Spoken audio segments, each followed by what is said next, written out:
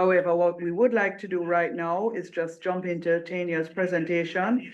Carol is just going to introduce her and give you a little bit of background, and then she will take us through what we want to call an introductory discussion on some of the technical aspects of the legs and regs, because what we need to agree to is what are the next steps. We're hoping to wrap up this initiative. Absolutely has to end by the end of this year. We're hoping by, I guess, October and November, we have a final action that we will be able to present to the relevant GOJ bodies or MDAs and or ministries. So time is really of the essence, and we're grateful for everybody's commitment to this action. So Carol, you can give a little background on Tania, please. Right. Thank you again, Nancy. So when we started off on this journey of creating this forum for joint advocacy, it was agreed unanimously that a key pain point for NGOs, civil society organizations, a pain point is the regulatory environment, the requirements for registration, the requirements for charitable status, which seem to be a moving target all the time, and just a headache, being able to formalize ourselves and to sustain being formalized, because the requirements themselves, especially for our voluntary organizations, can be really, really onerous. So we agreed at our last meeting that it would be helpful for us to just refresh our memories about the environment itself, what are the various requirements in it, and so on. And we are really, really, really, really pleased that Tania Chambers was referred, in fact, by our colleagues at E4Life, I'm happy to say, when I reached out to say, we're looking for an attorney at law who could help us to understand, who can translate the legal language and concepts in a way that we can all digest. And so Tania Chambers is a legal consultant and governance strategist providing legal, governance, and policy consulting services. And she does this to a wide range of entities, both public, private, as well as international organizations. In this role as a governance and policy advisor and strategist, she has typically provided this kind of advice in a range of social issues, in particular the fields of climate and disaster law, health sector policies and procedures, child and family policy, population and development, legislative issues, legislative reform, justice administration. And she has worked exhaustively in facilitating the development of national policies, national legislation, as well as in the design of institutional systems. For example, she was instrumental in advising on the organizational policies and profiles for the Office of the Children's Advocate. She was instrumental also in advising on the setting up and the structuring of the Children's Registry and of INDECOM, the Independent Commission of Investigations, especially the legislative framework, I would imagine, for these institutions. As well, she has guided not just state agencies and large institutions, but also civil society organizations as well. And so Tania is well placed, extremely knowledgeable and experienced, and in particular, so able to translate these issues into terms and ways that engage and are accessible to the lay person. And so we're very, very pleased to have and to invite Tania's presentation this morning. So the format will be Tania is going to present, and then we will open up for Q&A and discussion. So over to you, Tania, and welcome. Thank you. Thanks, Carol. Morning, everybody. So I'm going to try and share my screen. And please let me know as soon as you're seeing it.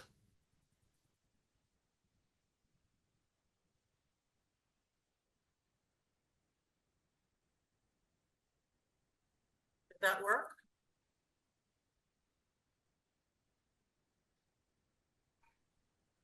It's not up yet, but it seems like it's coming up. Okay. I saw it on the screen in the room. Now seeing it clearly. Okay, great. Okay, so my task is to give a little bit of a background, a kind of overview of the legislative framework for charities and nonprofits in Jamaica, highlighting some of the key issues, particularly for civil society organizations, nonprofits of different sizes. I'm gonna do that in about 25 or so minutes by looking at giving a little bit of a historical context, looking at the current regulatory regime, some of the issues and challenges, and kind of trying to map what would a way forward look like for civil society in terms of optimizing regulation and policy. Let's talk about the history for a little bit.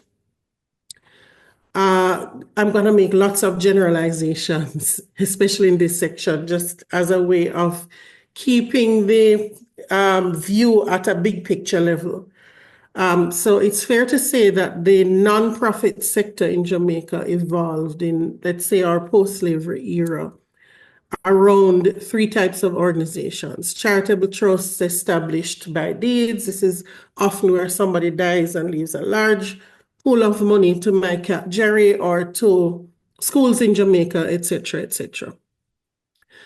And so a lot of our educational institutions emerged out of this kind of charitable entity. Then we're much more familiar in an everyday way with the benevolent or friendly societies and the various collectives and cooperatives that emerged to help newly freed societies deal with social insurance or planning for health-related crises or planning for your funeral or setting up educational arrangements for a second generation. Even some of our freed villages would have come out of this kind of entity. And so they're really critical part of how post-slavery Jamaican societies were able to evolve with, let's say, a very new and different approach to pooling funds and building out social systems that had not previously been a major part of how government functions. Now, if we look at some of the features and functions of these entities and compare them with our modern nonprofits, we'll make some generalizations, of course. But if we were to kind of separate the functions to do with managing funds for a group of beneficiaries and functions that are more purpose-driven, looking at a mission as the main thrust of your day-to-day activities, I think it's fair to say that all the organizations, the trusts, benevolent societies, collectives, and cooperatives really had fund management as a significant part of how they did what they did. Even organizations formed around what we colloquially call a partner draw or a partner system would have been similar. It's focusing more on collective management of funds, accountability or fiduciary duties, accounting for other people's money or for money that is designed to be spent on behalf of another person. But if we look across the landscape of our modern nonprofits, while money management does form part of what they do, organizations today tend to be a little bit more focused on the purpose, the mission, the underlying goals that define your rationale for existence. And so that's a little bit of a deviation, but a very important factor when we think of the regulatory focus. If we look at the laws that are now designed to facilitate charities, we see a very strong emphasis on fiduciary duty of care, money management. It's coming over as a holdover, let's say, from the types of organizations and purposes of organizations that would have existed a few hundred years ago. Prior to our current Charities Act of 2013, in terms of the legislative basis for establishing a charitable organization or a non-profit sharing organization, we would have had the Companies Act, we still do, have the Companies Act, which allows you to form a special kind of company called a company limited by guarantee and not sharing its profits. So basically what that means is whatever money the company earns is plowed back into its purposes, its objects, its rationale for existence. And that money is not going to be shared up as a profit among its shareholders. So many of our modern civil society organizations and interest-based organizations would have been initially formed as a company limited by guarantee under our Companies Act. So even if they go ahead and apply for charitable status under the Charities Act, it is under the Companies Act that they first establish their existence as an organization, or as we say, obtained legal status. The other main group of laws would be the laws under which cooperatives, societies, etc. function. So there are also non-profit sharing organizations, or some of them organizations that share their profits among a broad member group, but are formed with an overarching purpose in mind. So your benevolent and friendly societies, your cooperatives, industrial and provident societies, etc. Many of our community-based organizations, our community development organizations, and organizations that are focused on a larger membership base would have been formed under, let's say, the Benevolent and Friendly Societies Act. So that continues to be the legislative framework that is proposed for organizations that have a larger member base. And, you know, the types of organizations that focus on having multiple meetings in which they discuss the issues that are important to them. A little bit different from how many of our civil society organizations function. And then we used to have quite a number of organizations formed by an act of parliament. Those are called statutory charities. So we have a number of church denominations, academic and other humanitarian institutions that were formed by a statute. Some of them, since the Charities Act, have had that statutory status revoked and have now had to go and form themselves either under the Companies Act or under the Cooperatives, the Benevolent and Friendly Societies Act, because of the policy of the government of Jamaica to move away from statutory charities. But again, just part of the history there. So if we look at how the Charities Act emerged in 2013, for those of us who had the privilege of being around at that time and can kind of see the history in this way, we will remember, and we, you know, when you look at the parliamentary notes around the Charities Act and even the more recent Charities Regulation of 2022, you will see a lot of reference to anti-money laundering, anti-terrorist concerns coming out of the global framework of ensuring that charities are not formed with, let's say, criminal purposes, basically, or that they do not become vulnerable to financial crimes and become vessels for money laundering or the financing of terrorist organizations. So, of course, these are concerns coming out of wider pools of global movement of, you know, issues, people, organizations, etc.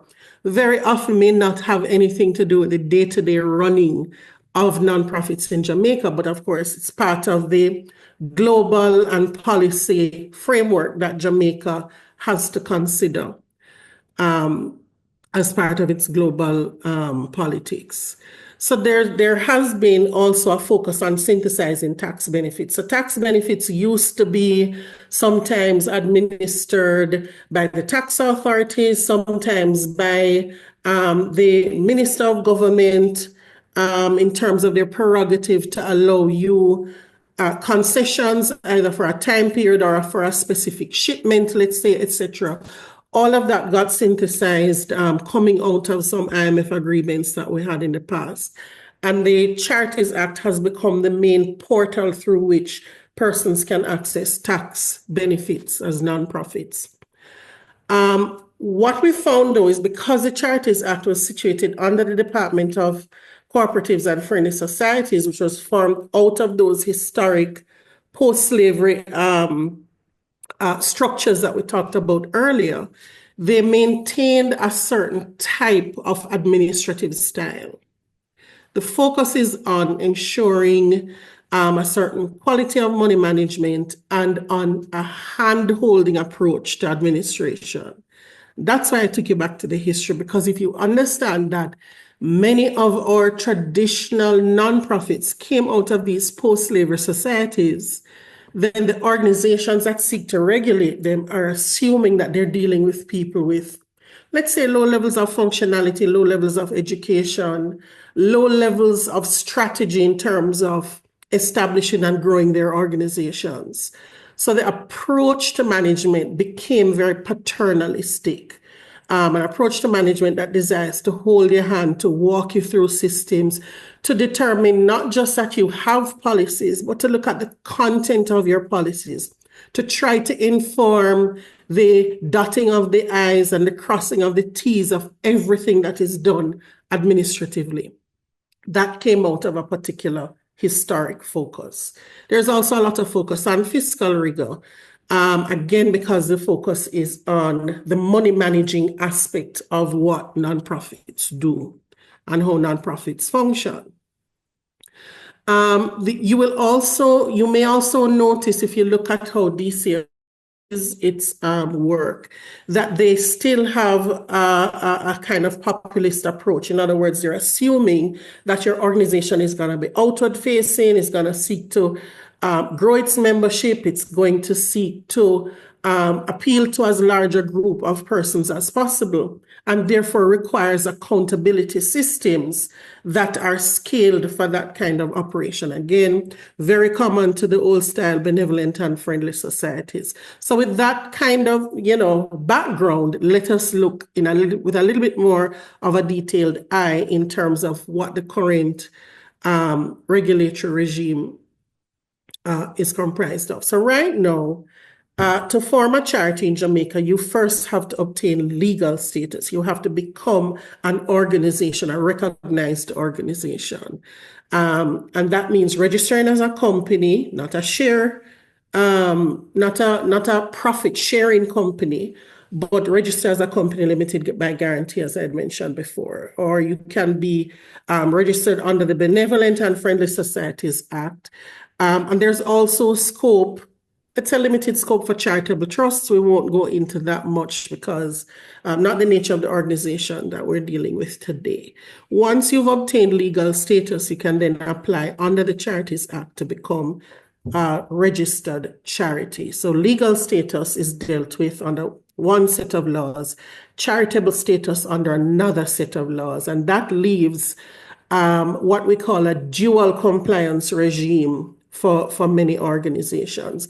Now, the Friendly Societies Act and the Charities Act are administered by the same regulatory body, that's the DCFS, while the companies, the registrar of companies functions also as the registrar of charities. So there's a kind of interweaving of organizations there. But again, the style of day-to-day management comes out of the historic Friendly Societies approach. What is important to remember here is every charity must first be registered under some kind of nonprofit legal structure or with some kind of nonprofit legal structure that does not allow its members or directors to benefit financially from any funds earned. However, not every nonprofit then goes on to become a registered charity, as that is a separate process and one that is only temporary in any event. So you can be a nonprofit without being a registered charity. In some countries, both regimes are combined so that once you're registering as a nonprofit, you're then a part of the management and regulation of charities across the board.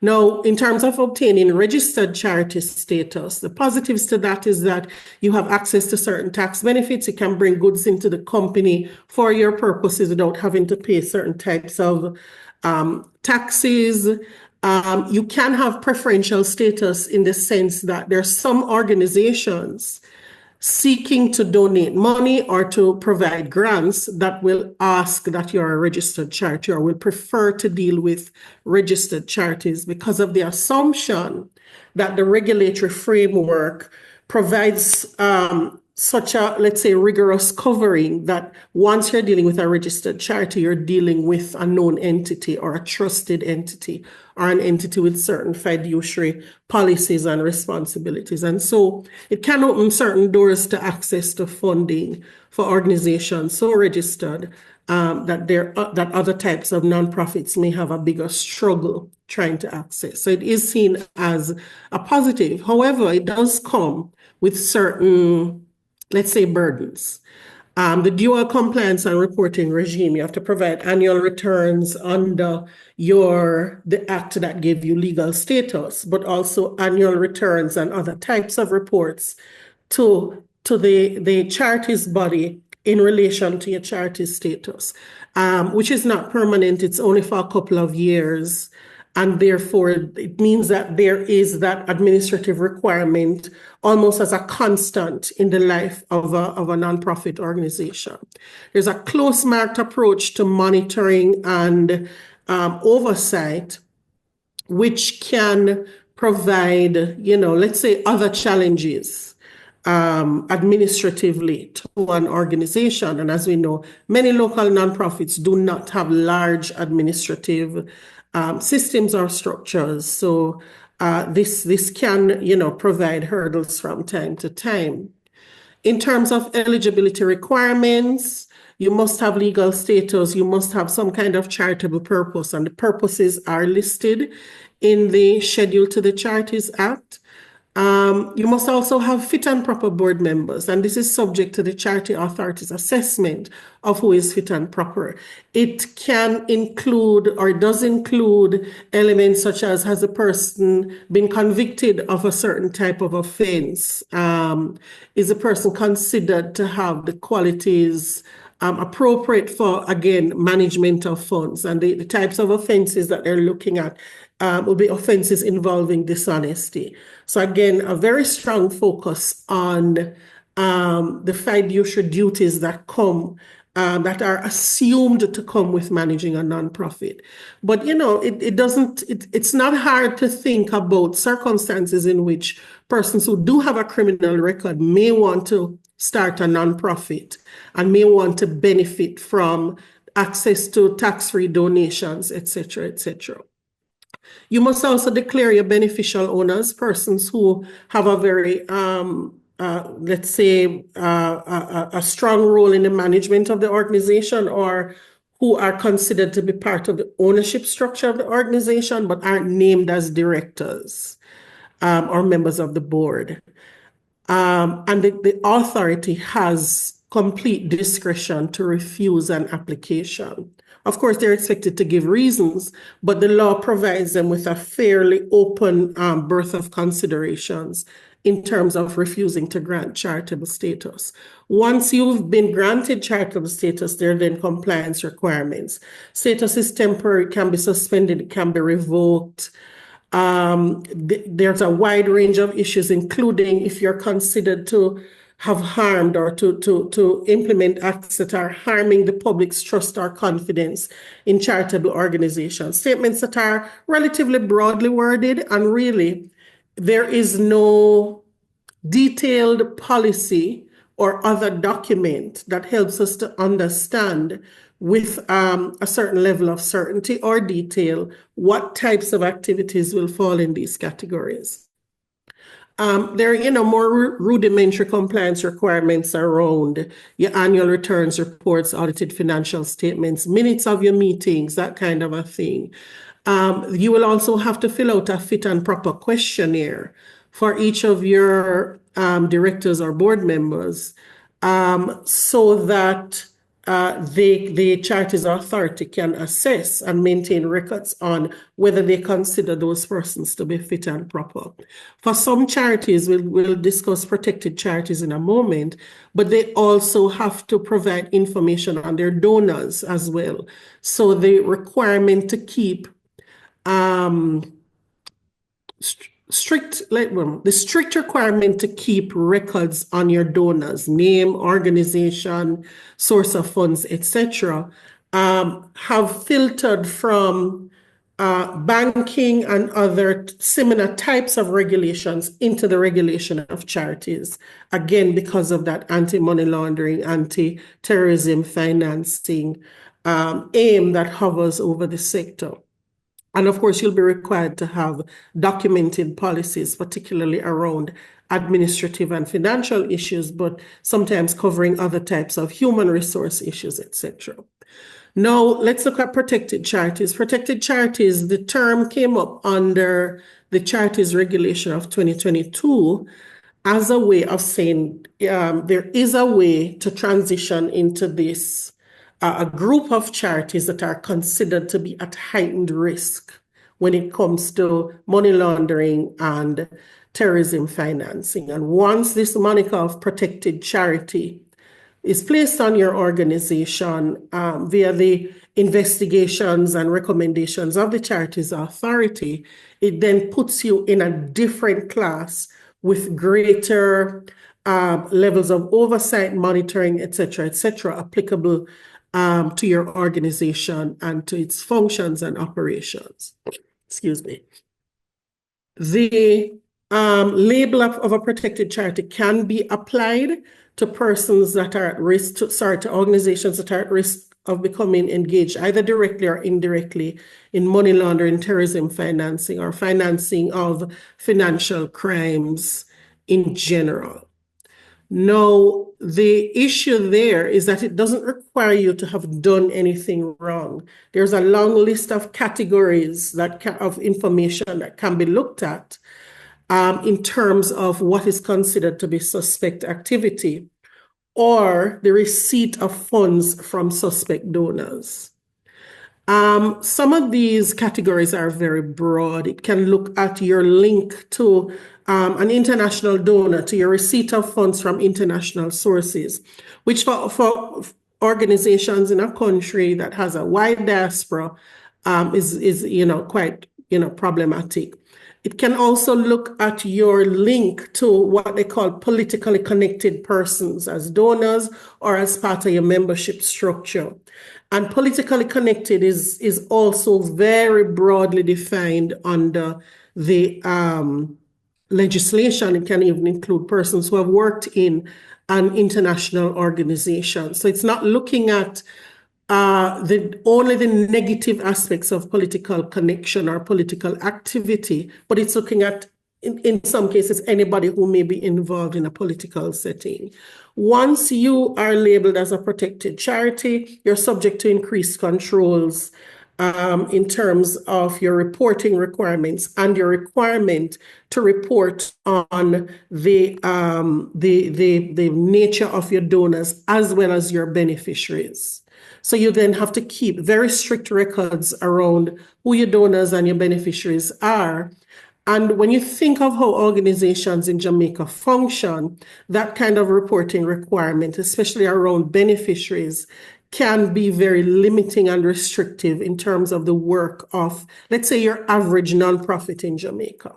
So just quickly through some of the issues and challenges, CSOs can sometimes, lack the administrative capacity to fulfill the dual compliance requirements, first under your legal status legislation, then under the charities regulatory system.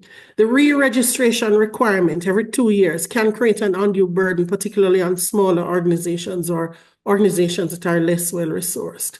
Close-marked monitoring can be very helpful for some organizations. For others, it can seep into what we call fettering of discretion. In other words, you may want, as a civil society organization, a certain level of flexibility in your operations that the DCFS, in its wisdom, has decided is not appropriate for a charity. And so that you won't get that requirement under the Companies Act, but the DCFS will be, very, rigorous in its approach to ensuring that your policies match their idea of best practices. Intensive financial oversight and accountabilities, sometimes very ill suited to small CSOs who really work in some cases through donation of human resources or gifts in kind rather than by collecting financial donations. And many of them, when they are financed, it is by established bodies. And so the financing already comes with a certain level of financial rigor. They're not kind of going around with an offering plate, collecting small funds from lots of people. And the law doesn't see any difference between large, small, and organizations with different types of resourcing requirements. So there's a human resource cost to compliance, and periods of non-compliance can result in deregistration or suspension of benefits. And depending on what is happening with your organization at a particular time, you can incur a tax debt that you did not intend to incur just by falling into a state of non-compliance. Less formal organizations can often face exclusion because they're not able to step up to the level that is required. And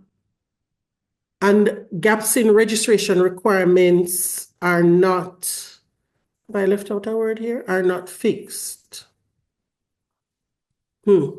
Anyway, it can provide frustration for newly formed organizations.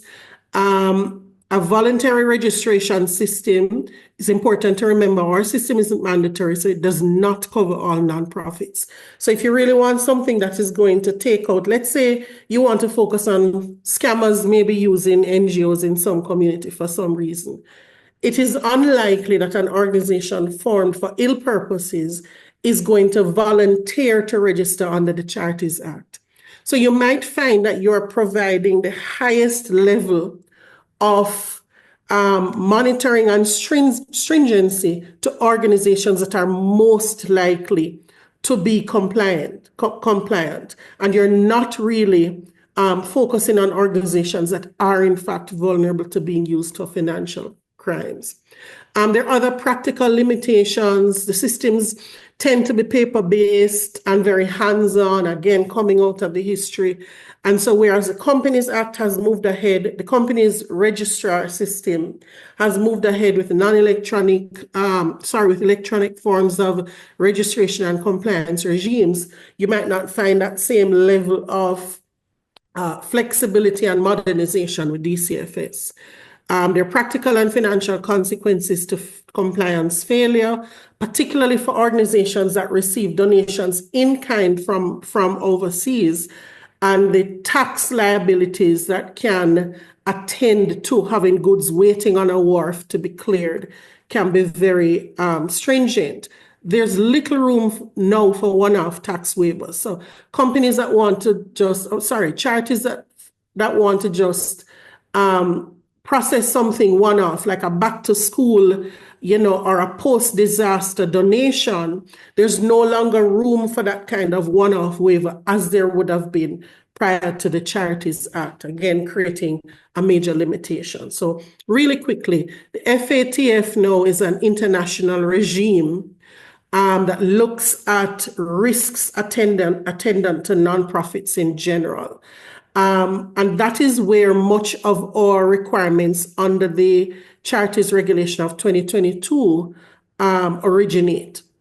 So one of the things with that kind of international influence on your law is the question arises, is it suitable for local purposes and local conditions? The broad definitions of risk, for example, receiving donations from outside of the country, that might be suspect for charities in America. Why are you soliciting donations from Middle Eastern regions? But not for charities in Jamaica, where so much of our diaspora is based outside of the country. The problematic definition of a politically exposed donor as a high-risk donor. And this can result in the imposition of more stringent administrative, human resource, and fiscal management measures for organizations that have not actually been accused or have not actually been proven to be engaged in any wrongdoing, but just kind of fit these broadly scoped boxes of what is risky. It then imposes the know your customer style of donor management. Again, quite suitable for banks, not so suitable for nonprofits. And so we want to look a little at what are the risks of overregulation. You can end up silencing civil society voices or denying benefits for organizations that have done really good work and ought to be able to rely on their government to provide the best level of facilitation for the work that they do. You're also promoting informality, encouraging people to go below the radar of a system rather than bring all of their nonprofit activities into a common regulatory environment. I put up this slide, proceeds in aid of. If we think of the kind of informality community or level of mobilization of funding and resources, we want to see a fit for purpose regulatory framework that acknowledges the wide variety of ways in which Jamaican entities raise funds, give back, acquire resources, deploy resources, etc., and not only have a system that comes top down from international regulatory requirements. So what does that say about what civil society can collectively look forward to or pursue or argue for?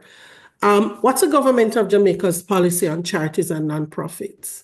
Let's put that question there, and when we get to our Q&A section, give you some time to make your response. What really, if somebody came from another country and asked, hey, what's the government of Jamaica's policy on nonprofits? How do we answer that question? As far as I know, no policy has been articulated.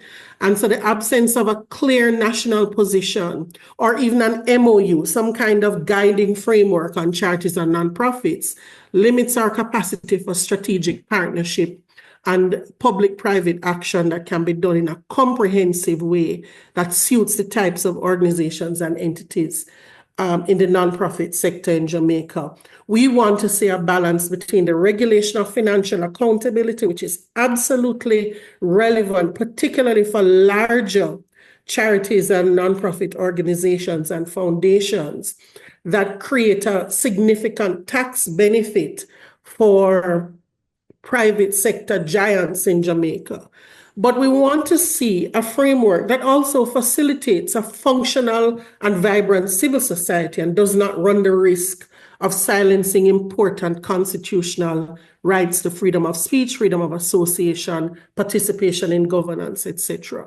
We want to meet the international framework that anti-money laundering and anti-counterterrorism global policies have established. But it is important to remember that the FATF approach, while it recommends certain stringencies, also recommend that you implement a consultative approach. So are the processes leading to CSO regulation in Jamaica sufficiently consultative? Can we really say that civil society's voices have been heard? Is the approach evidence-based? Are the policy and regulatory decisions based on data and the state of civil society activity and impact in Jamaica?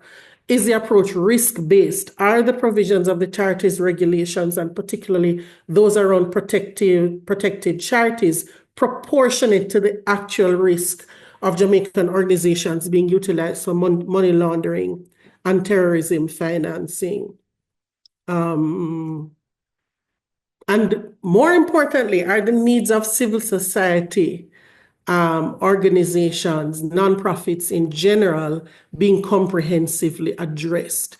Do we have a charities legislation and regulatory or policy framework that supports and encourages volunteerism, that looks at multiple ways of resource mobilization, that looks at providing information from civil society to government, from government to civil society in a way that promotes cohesive national development? Are we developing systems that provide mechanisms for dialogue or for participation in governance from civil society in a seamless way? Would a dedicated charity authority be a more strategic vehicle for looking at a comprehensive range of policy approaches and providing targeted attention to civil society regulation and facilitation, rather than a structure that seems to be overly focused on fiscal and fiduciary management to the detriment of other critical areas of civil society partnership and participation in governance? And so if we were to define a way forward, from my perspective, this is what it would involve. We would want to see the government of Jamaica articulating a clear policy on charities and nonprofits, either through an actual policy document or some other high-level document that says, this is how we look broadly at the needs of charities in Jamaica. And this is a commitment of the government of Jamaica to facilitating nonprofit and volunteerism action in the country. We would then want to stratify and categorize nonprofits by type, by size, by goals, by the way in which they interface with donations, and develop fit-for-purpose compliance regimes that are relevant to the different types. We would want to see a consultative mechanism that facilitates participatory governance, both in the development of regulations and in their implementation. And we would want to strengthen data collection on CSOs and volunteerism so that policy development is always driven on the basis of the evidence that exists and not just top-down from international regime. So it is my pleasure to announce that this is my time to stop speaking and to allow room for your comments and feedback. Thank you so very much, Tania, for this very comprehensive overview of what exists, its history, the complexities of the regulatory and registration regimes, and the possibilities for change. So the floor is open for any questions or any area of clarification or comment that persons want to make. Carol, we have a question here from Donovan Lang from IFA Life. He's in the room. Mr. Lang, I don't mind. Do you mind standing up just so you're close to the, we want to make sure we can hear you. Yeah. Thank you. Question, the legal status of a charity, is that defined by the companies or the charities? Because there seems to be a conflict between the two, right? Because once you get the company's registration as a non-profit, within the constitution that you submit, it states your mission, and within that, it states that you are operating in the manner of a charity. So why then do you need to go back and ratify again what is stated in the company's certification that you get? Yeah. Yeah, so that dual regime is one of the burdens, arguably, that are placed by the current system. You do have to, if you're registering under the Companies Act, go through a certain amount of rigor to establish yourself as a non-profit sharing company. You can't go to the Charities Act without first having that formation either under the Companies Act or under the Benevolent and Friendly Societies Act. Once you do, however, you have to go back through, if you want charity status, which is the only real doorway to tax-related benefits, you do have to go back through an extensive system of applications, not just once, but to renew your status every other year, you'd have to kind of go back through that again. So that kind of heavy, top-heavy set of requirements is one of the fundamental flaws in our system. Yeah. First, as a nonprofit under the Companies Act, but that does not open any doors for you tax-wise. You can exist, but you will have to, any excess, anything that is identified as a profit, you'll have to pay taxes on it. And most importantly, when the funds come in, the persons who are giving the funds don't automatically acquire any tax benefit from providing those funds. So it excludes you from all the benefits under the Charities Act unless you are then able to go through that, double layered application and registration system. To me, that's a way of making money. Put simply. One of my concerns when I think we first went to the tax admin or the charities, was the issuing of the certificate that you got, which explains on the back, you get all these benefits, yeah, which you don't really get, because when you do, well, I wouldn't say you don't really, you get to a degree, because when you go to certain vendors, they don't recognize the certificate. So my question is, why go through that process then? Do it at the company's tax stage, and you give those allowances at that stage, rather than, as you say, duplicating the process. You get a certificate that then doesn't really give you 100% the benefits that it states. Yeah? Because when we apply now, we still have to go through the process of applying through tax admin to get 0 rating. Yeah, doesn't make sense. Yeah,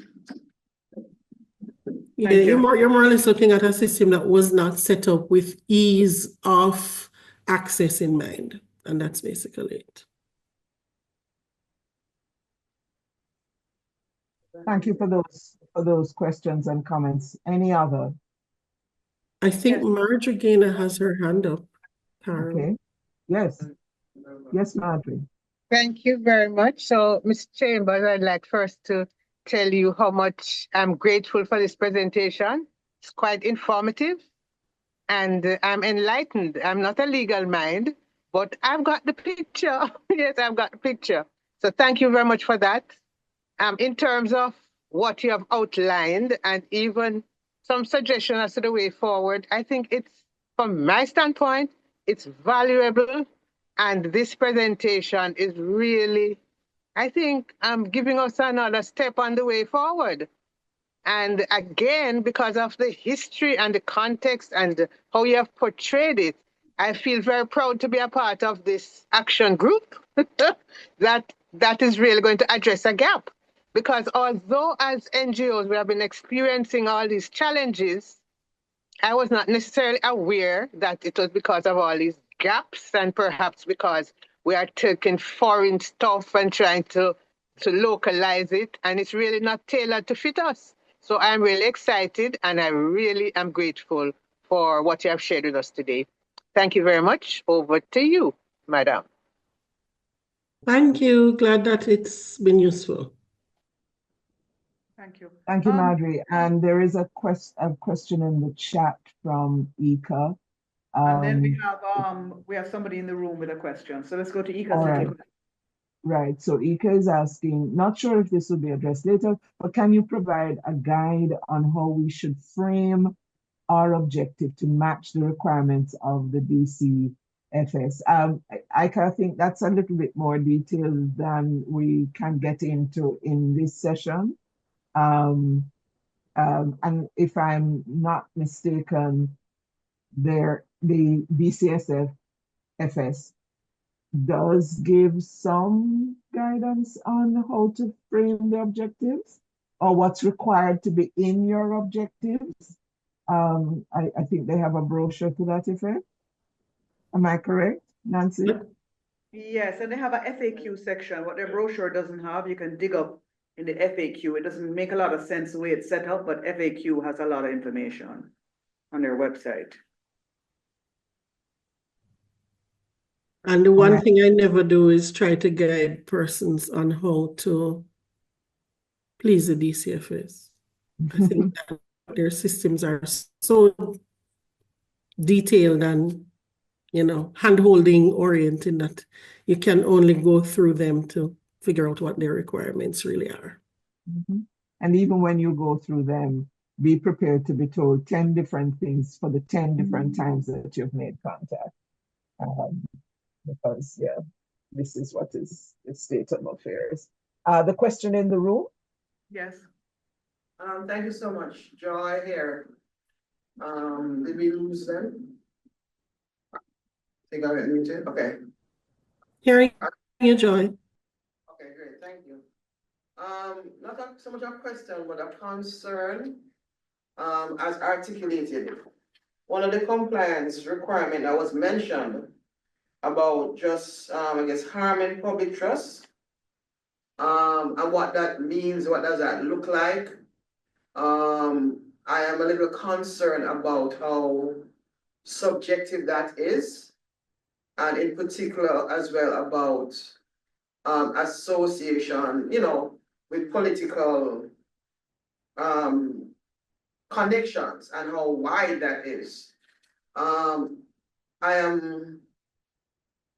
led to think about, as you were speaking, in our particular case, one of our board members is an American. And she also played, has some political duties in where she lives as a representative, and how that can be seen or deemed by any administration for that matter at any time. And that for me is a little concerning because there's no real clarity or any kind of specificity around it. I think about a conversation that we had with a member of the charities about what harming public trust. Now, if someone does not understand advocacy, I kind of think about the fact that I am going to Parliament will talk about the fact that my population wants free, safe, and legal abortions for themselves as young teen mothers. I could very well be seen and my cause as one that is harming public trust opinion, depending on whichever ruler is being used. That may put us at a risk. If someone, which we have heard, one person said, that's what I say. So if somebody there decides that my cause in their mind is harming public trust, I could easily well see my NGO being deregulated. And that for me is problematic. So I don't know what that next step would look like with something that is so vague and something that is so linked to subjective ideologies and or the lack of understanding of what the charities that are doing advocacy work and how do we play, because advocacy is a part of what we do. We're not just giving out food stuff, we're not just building buildings. So that for me is a major concern as you have articulated it, and a major in capitals. So that's my comment. Yeah, and arguably it is taking us into a space in which you are able to question the constitutionality of some of these broadly scoped limitations. In other words, do we in effect, are we using a side door that or could be used? Not saying that anybody has been necessarily targeted, but could we have a side door that is very easy to use to limit freedom of speech, freedom of association, etc., in Jamaica? If we look at how policies and political movements have shifted in other countries, there are things that we assume are part of the moral fabric of good governance that may not always be the case. And so you want to be really, really careful with such a broadly scoped and subjective approach to determining fundamentally which civil society organizations get to bear the mark of a charity and which do not. And I mean, the issue that you raised, Joy, may be controversial, but there are many, many, many far less controversial, but just as challenging to government issues and platforms, etc., that just based on the nature of civil society, is the nature of civil society to challenge government on any of a number of topics, whether controversial or not. And so you really don't want a mechanism that is so easy to manipulate. And, you know, so far we haven't necessarily had any government that came out to attack civil society. But if we look around us, it is not hard to envisage, you know, political leadership that becomes very, very polarized, as it has been for other countries, not so far away geographically. So it's really not to me. Let me put it another way. I would agree with you that this is a major concern, and the potential for misuse and abuse, even at the administrative level, from persons that are on the floor of the DCFS, not fully understanding maybe the political public interest motive behind these powers that they have, and perhaps interpreting it in a way that is far more restrictive than Parliament initially would have intended, but that the Act actually provides based on how broad the scope the powers are. It's potentially a very dangerous piece of legislation.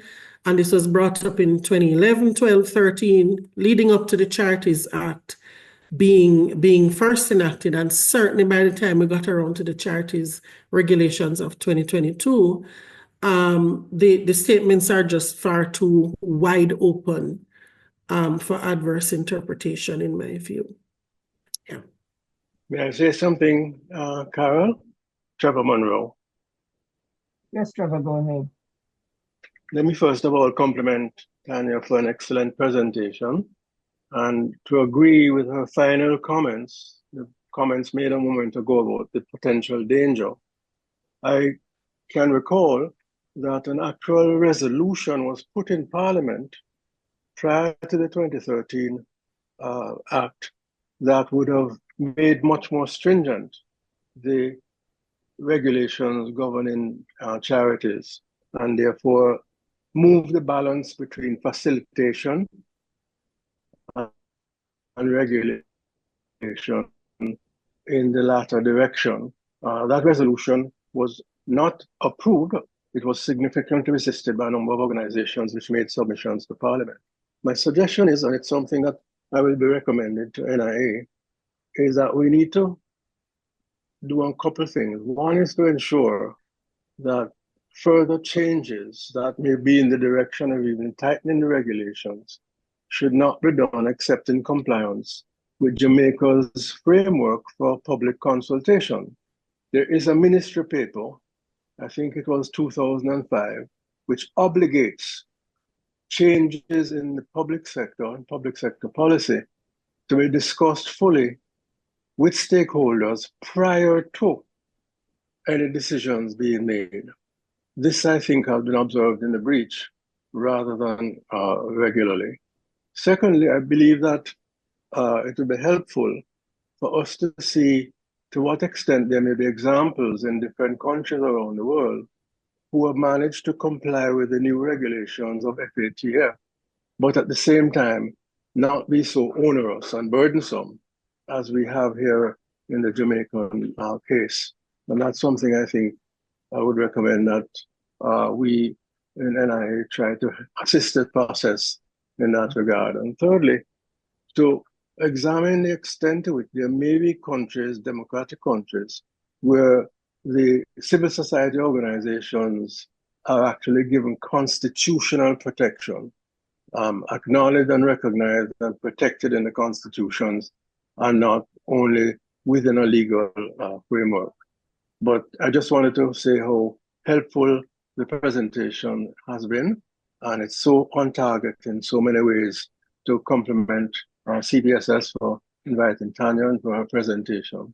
Thank you so much. Thank you, Trevor, and especially too for the offer of Neil's support to what will be what's emerging from the presentation, the discussion, etc. What will have to be our the tool that we will need to develop for the advocacy process. So whether that's, you know, a civil society draft policy, CSO government draft policy recommendations drafted for what obtains in other parts of the world that could be adapted to our own condition, etc. So obviously we are beginning to see the need emerge for us to prepare our own document that we would use and present to the relevant authorities as part of our discussion starter with them. So if NIA can in fact help with the international piece, looking at what obtains internationally, that would be very, very helpful. So if my understanding of what you said is correct, thank you very much for making that offer. Any other questions or comments? All right, so again, then let's thank Tania really heartily for this presentation. Just to reiterate that what we are doing is exactly the application of the theory of advocacy that we discussed when we were looking at and going through the training sessions around advocacy. If you recall, step one, having identified the issue that you want to advocate about, then the next step is really deepening your own understanding and knowledge about the issue, right? And so this is what we have done this morning with this presentation from Tania. And Tania, we really want to thank you because it has been a very comprehensive, very informative, very easily understood presentation, which I'm also very happy to say that Tania, I think is being held hostage by CVSS. No, that's not the kind way to frame it. Tania has very kindly, I think, entered into discussions to continue to accompany this process as we develop the other aspects of you know, putting together a concrete advocacy document and submission as we go forward. So thank you very much, Tania, for this first innings in the process. Thank you. Thanks, everyone. Looking forward to next steps. It's an issue that is close to my heart and has been for many years. So yeah, looking forward to the process. I'm going to take my leave. Bye, everyone. Thank you very much. Thank you very much, Tania. Thank you. Thank you very much, Tania, everybody. So just to be clear, everyone, Tania is going to continue to be on board to assist us as we develop the advocacy strategy and the content of a submission that can be made to different portals or to be used as our substantive document as we engage in meetings with the relevant persons. So can I just make a clarification, Carol, just because yes. I have an overseas donor with very specific procurement guidelines. We engaged Tania for this presentation, and Tania, along with, I have 3 other names, and if anybody has any other interested parties with this relevant specific experience and education, we will solicit, we'll call it a 3CD procurement process. We have a limited budget, so the next stage, once we select the individual, we already have a terms of reference, Carol, that we're just going to finalize. And that individual, it could be Tania, it could be anybody else. I hope it will be a continuation. It would make all our lives easier. Will take us through to the end of the year to this this final stage of this action of advocacy. So I think as we go forward now, we've passed, as Carol nicely articulated, what we call our knowledge base has been provided by Tania. what next? And I think we're going to have to be very strategic and very disciplined, because as I think everybody across the board, as well as Tanya articulated, there's that big global issue of GOJ CSO policy, whether it's a covenant between the third sector and the public sector, or whether it's a policy paper. This is missing. This is woefully, this piece of the puzzle would make a huge difference going forward. Do we, however, deal with and pick a very specific issue related to the structures and the duality of the application process? It's actually not two, it's actually three, because you would go to the company's office, then you go to DCSF, then you now have to make application to THA.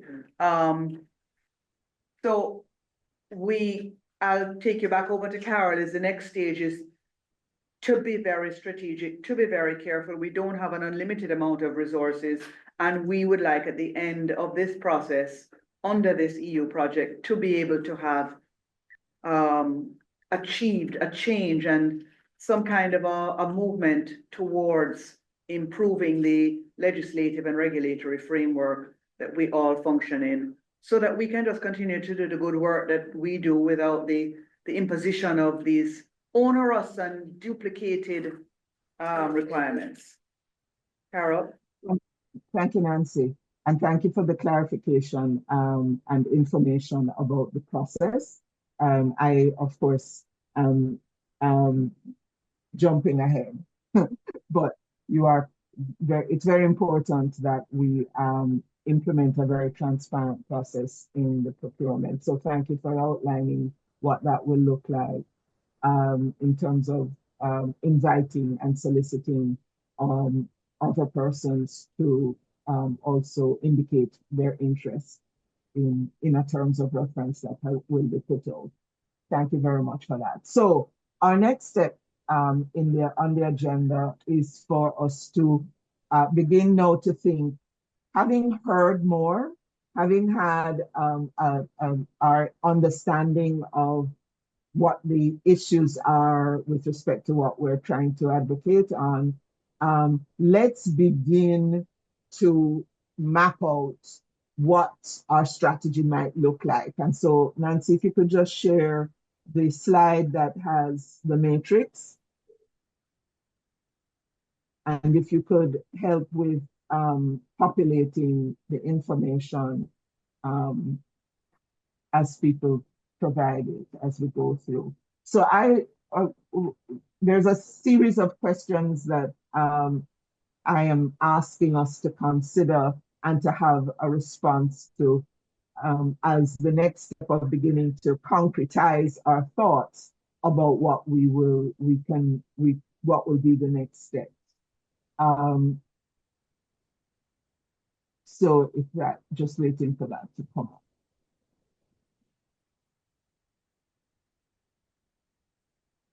Do we all see? Yeah, but where's the slide with the, I'm looking for the slide with the matrix. Is this it? Look on the screen. That blue one there. Yeah. Right, but it's not visible to me. Meaning it's small? Right, so you're not doing slideshow. So what I'm seeing is the list of, you're not in slideshow. I think you, Unless, because you're a host, you're seeing the back of house. We're seeing the entire slideshow. Oh, are you? I'm seeing the Okay. slideshow All right. screen. So I'm gonna open it on my screen. Is everyone seeing the matrix, the table? Are you seeing the table clearly, everybody? No, I'm not seeing the table. I see that blue slide on the side, as you're saying, but I'm not viewing it, can't read it. Now, yes. Gone again. Yes, that's it. If we can get it bigger.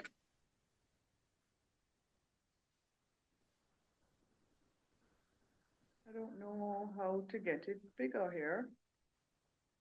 Nancy, probably take off the video if you can, so we're seeing both yourself, the video and the thing filmed. Let me go back to Zoom, just give me a minute. Or the other option is that I share it because I have the slides. So let me try sharing. Let me open it and try sharing.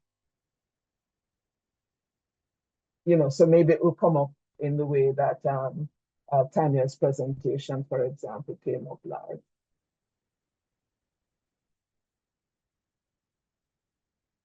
Just give me 1 quick second. Would CVSS have to stop sharing because we are seeing something already? They would, but one second.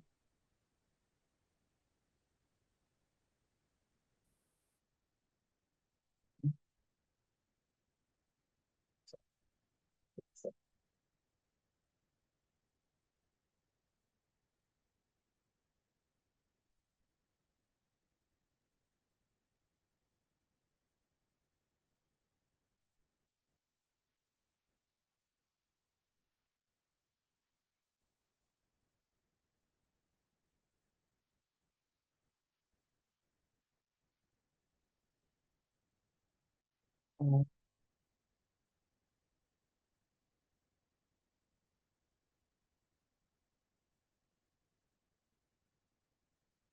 yeah, okay.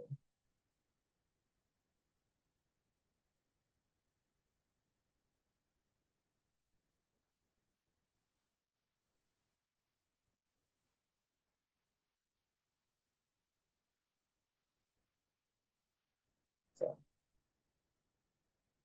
okay, let me now share that.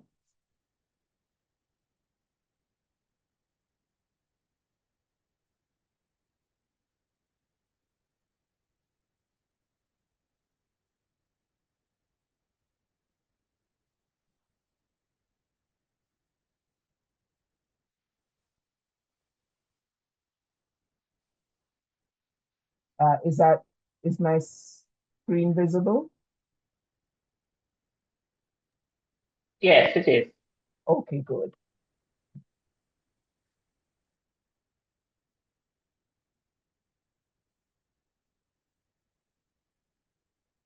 Okay, so planning next step. And I've done this matrix for us to just try to have a quick brainstorming.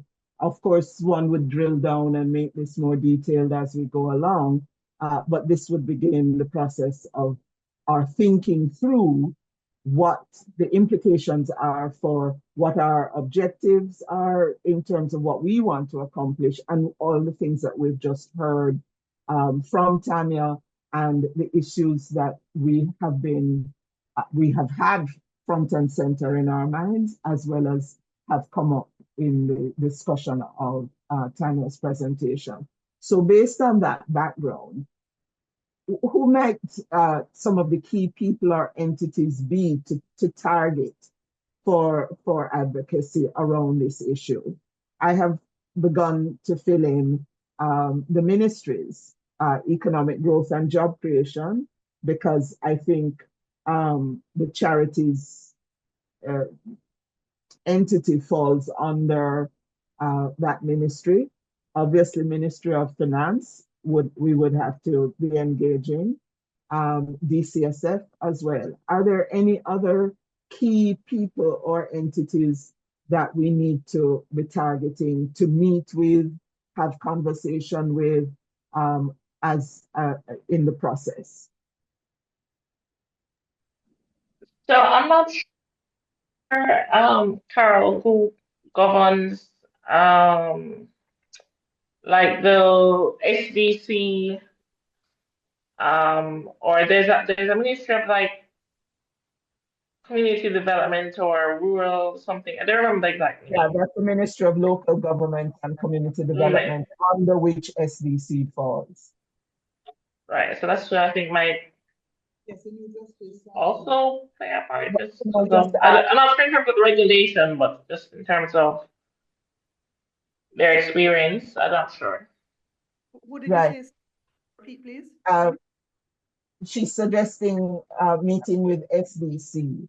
So I think the important thing is to think first, first line of who we would want to meet with, who would we prioritize to meet with. And that I would suggest would be the entities that have direct, are directly able to make and or influence change in law or policy with respect to this matter of registration. And so I'm adding SDT, but we may decide as we go along that they would not be in your sort of top line of those to meet first. But I'm interested in hearing, Zara, what your thinking is in relation to SDC. So I just think in terms of their experience, in terms of probably influencing a policy document, not necessarily at the legislative, at the actual law, but just in terms of the policy position. Okay, because of course, which didn't come up in it didn't come up in Tania's presentation, but SDC does have a process of registering community development councils and so on, and they do have a registry of NGOs and CBOs and so on.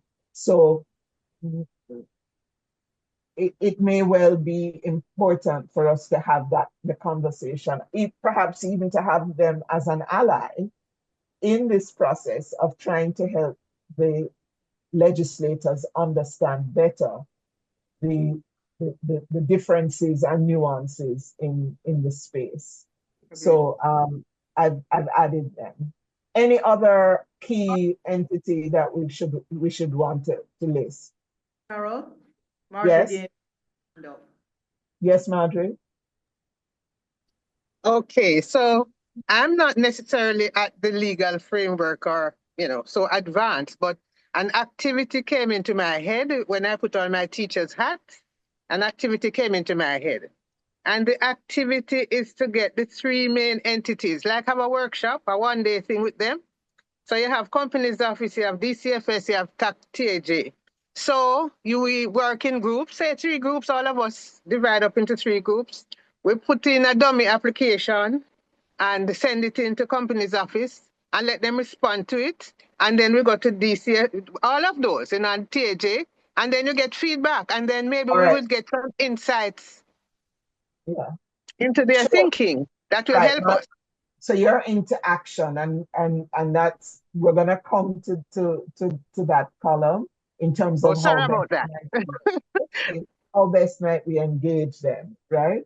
But for now, I just want us to make that first cut on who are we wanting to target, to be meeting with, to be whatever it is we want to do in the advocacy process. These are who we will be targeting our attention to. So we have relevant ministry, finance, economic growth and job creation, BCSF, SDC, Companies Office, any other? TAJ. TAJ.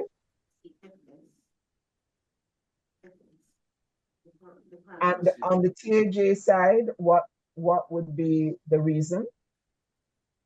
Because I understand in the registration process, we have those 3 entities to deal with. So they'll be a part of the process of getting the status that we are seeking. Help me, everybody. In what way do you interact with TAJ as part of the registration process? It's more in terms of deriving your tax benefits, your GCT exemptions and your income tax exemptions and your exemptions towards duty-free goods. So this is after you are registered. Tax annual return, yes.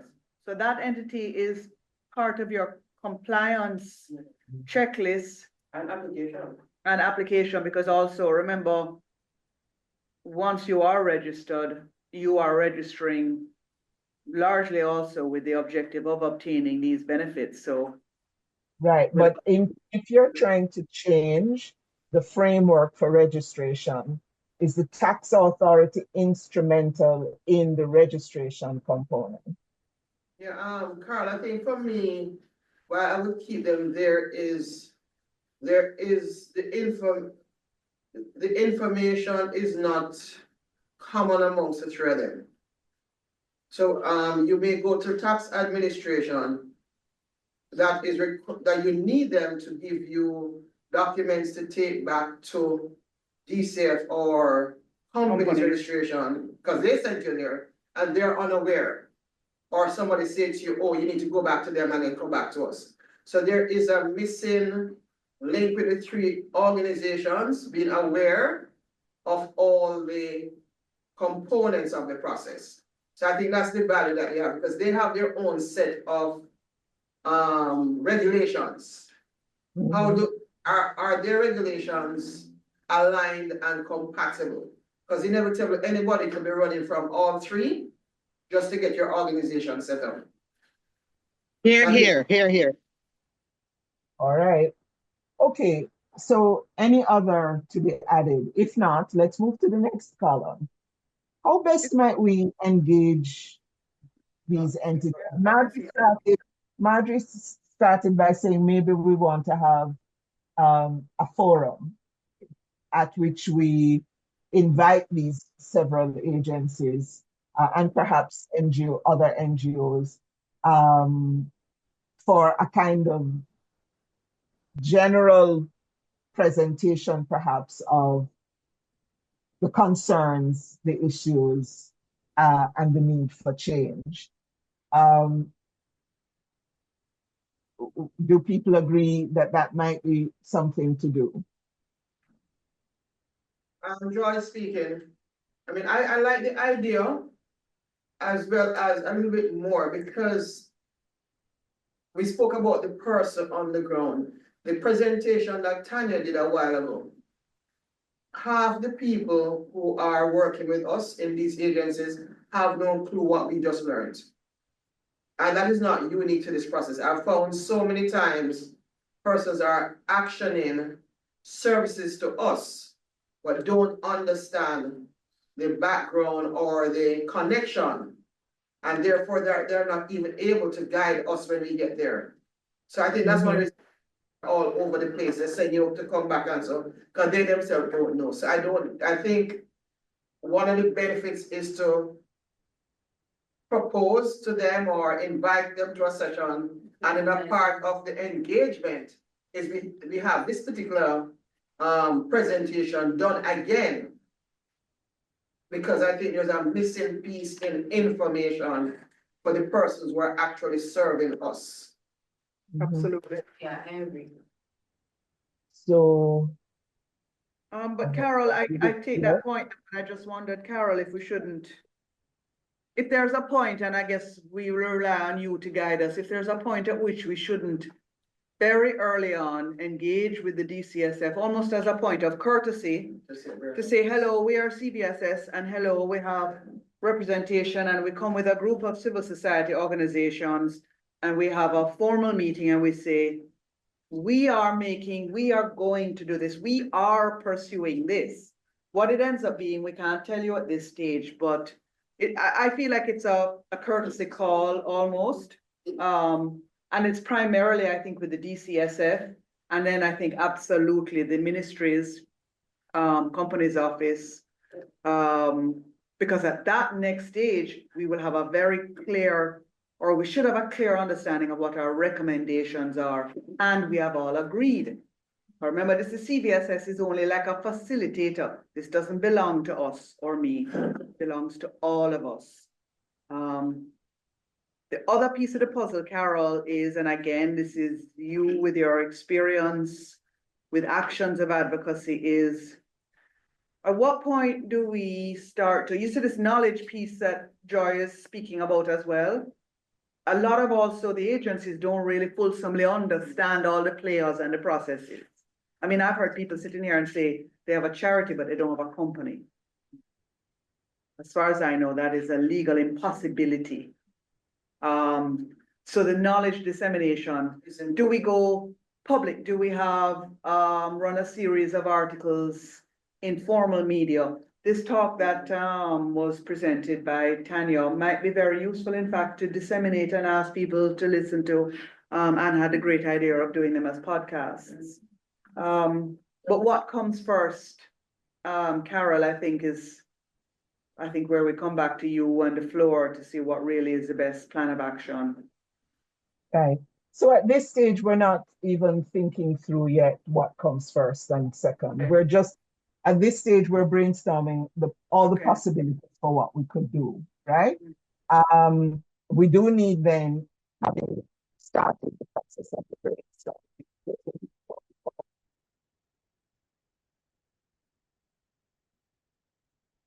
where we then prioritize.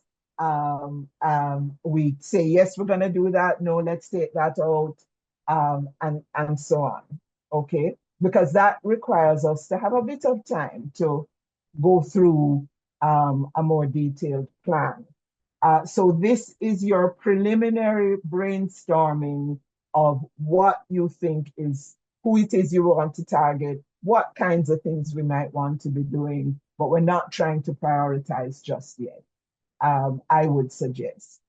I want to point out that we don't have on the table,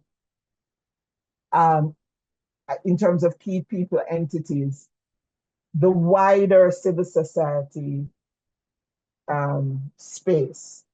Do we want to add other CSOs as a grouping for us to be targeting, or the CSO community, inclusive of those of us in this group, but also other NGOs, CSOs that are not in CVSS, they're not members of CVSS, but they are feeling the pain as well. And there ought to be a process in which we link up with others. At least to let them know that an advocacy effort is underway. B, to solicit their alliance with the effort, et cetera, et cetera. So should we add under the first column other CSOs, NGOs?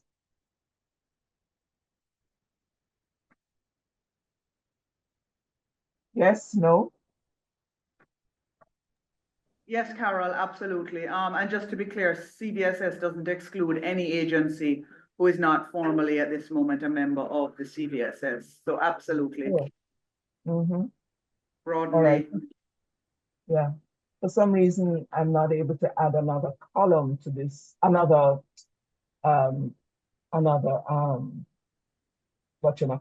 row to this matrix, but I will remember to, when we come out of this, that I will transfer the table to another space other than PowerPoint, so that we can add to it. Okay, so a joint forum with these agencies is a possibility. Nancy, you said also meeting directly with DCS first, a kind of courtesy call. Yes.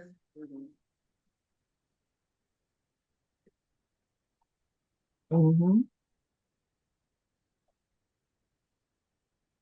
So if we have the courtesy call, if we have a joint forum with these agencies for a presentation, again, a repeat presentation, perhaps, as we had from Tania this morning, and a discussion on what's possible in the way forward.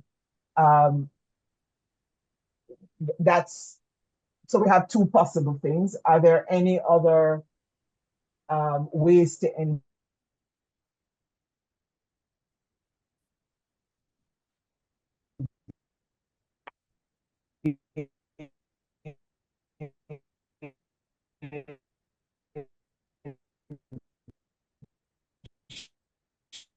Carol, I think your bandwidth is breaking up. Maybe you should turn off your camera and try. On We're the not list. Carol? I'm actually using a hotspot on my phone, so. I think you should turn off your camera, Carol. What? Turn off your turn off your camera and then see if you probably we're really interested in hearing you. We love to look at you, but we're interested in hearing you. All right. No, it probably will be better because I'm using a hotspot on my phone and a call was coming in. It would interfere with the data. Is it any better now? Yes. Okay, I think that's what happened. All right. Any other actions to engage with these entities? Do we want to? We have meetings, but do we want to also provide them with, for example, let's say, well,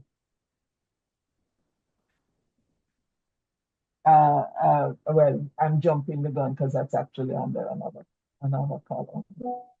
All right, so meetings with them, a forum possibly where we bring them all together, one-on-one meetings with them if necessary or as necessary. So we have a potential one-on-one meeting with BCSF, but coming out of the forum, there may be an agreement for follow-up one-on-one meetings with the other key ministries, departments, and agencies. So by when do we want to start this process of engagement? We're now in the first quarter of the year.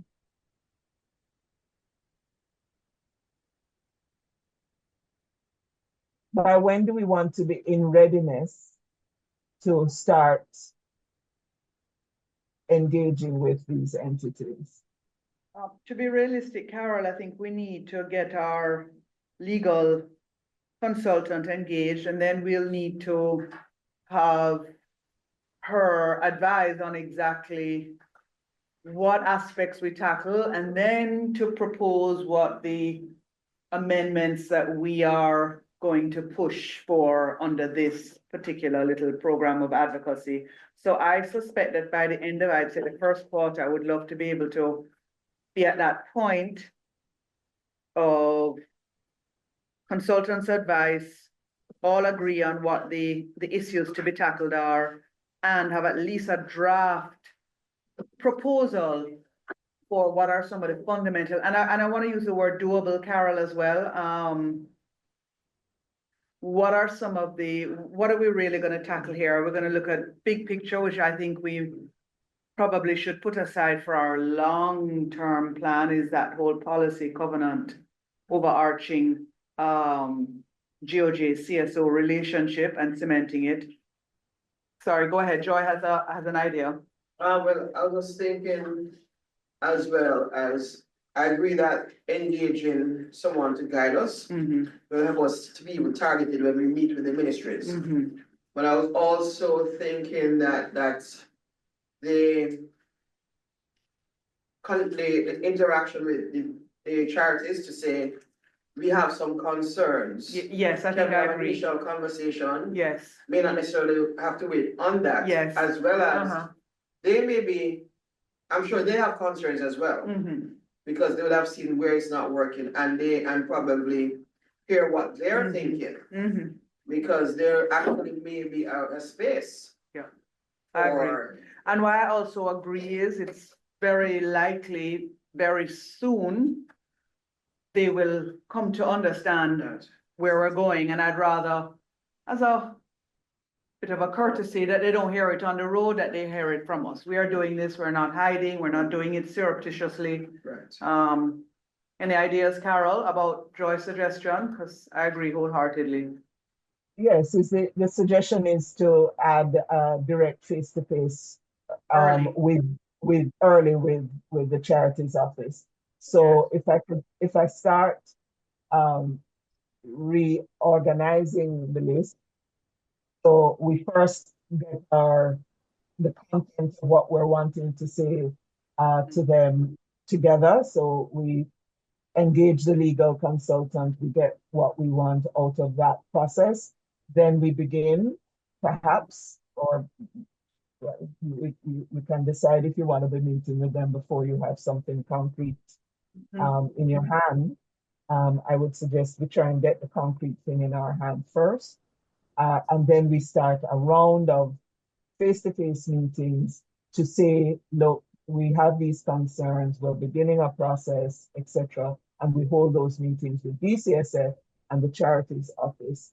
And then go from there to perhaps a joint forum,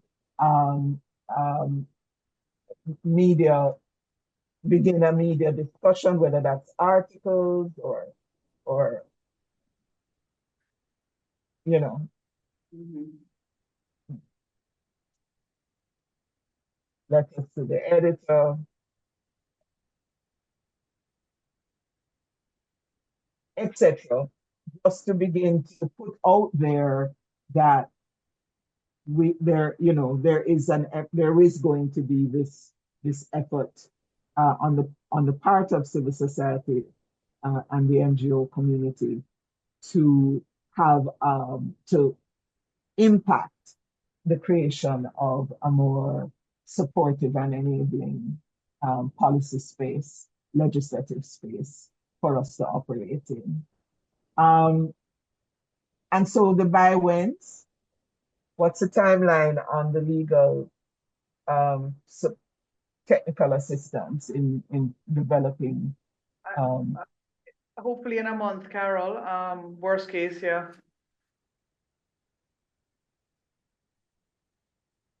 So is that procurement of the service by February and document by March? Procurement by mid-February, I would say by 14th of February. That gives us a clear 4 weeks. And the first deliverable will in fact be this assessment, almost like a gap analysis in the legislation and regulations, and then the recommendation document.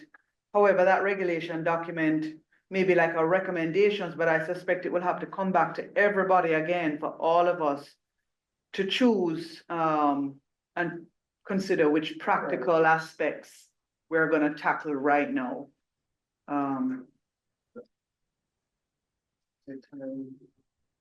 It's time and money that I think we need to bear in mind. Well, I know we're gonna go through that.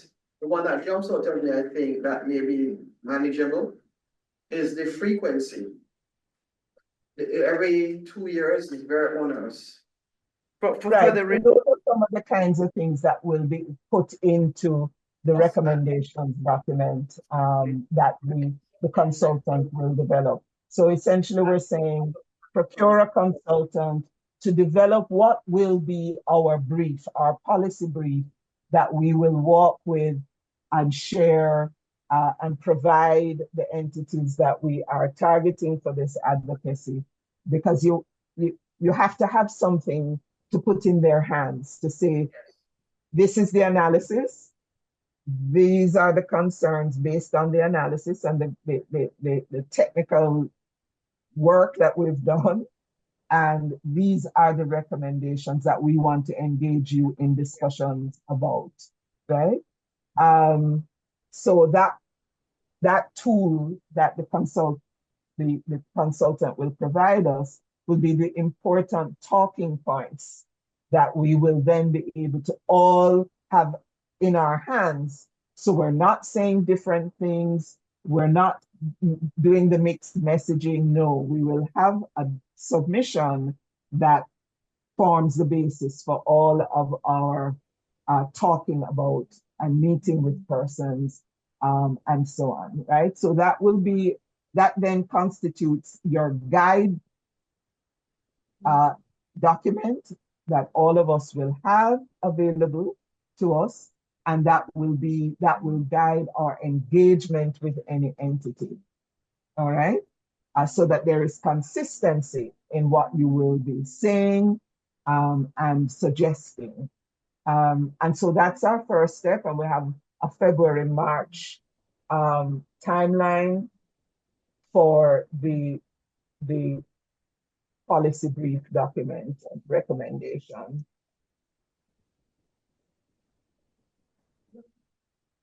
By March, yeah? Which then means that meetings thereafter would be in the start of the second quarter, the meetings with DCSF and the charities office. Is that a comfortable time frame?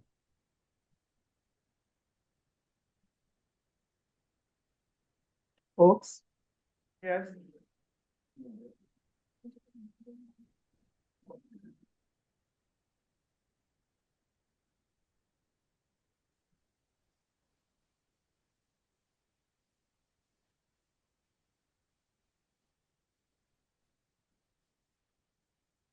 Yeah, and that could include between April to June, that could include meeting with the relevant agencies, meeting with the broader civil society. You know, it could also include yeah, the meeting with the relevant agencies and whether the forum that we were suggesting could be held in that period of time. And perhaps it is that the forum would allow us to do multiple things. One, have the relevant agencies in the room, but also invite the broader civil society community as the first step. We can decide, maybe not. Maybe one wants to be touching bases with the wider civil society groups before a forum like that is held. But those decisions we can take later on.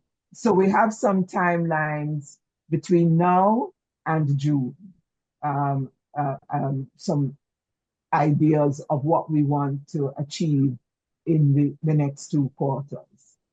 The advocacy tools that we will need, we've already begun to, we understand that the product of the consultancy will be our first tool.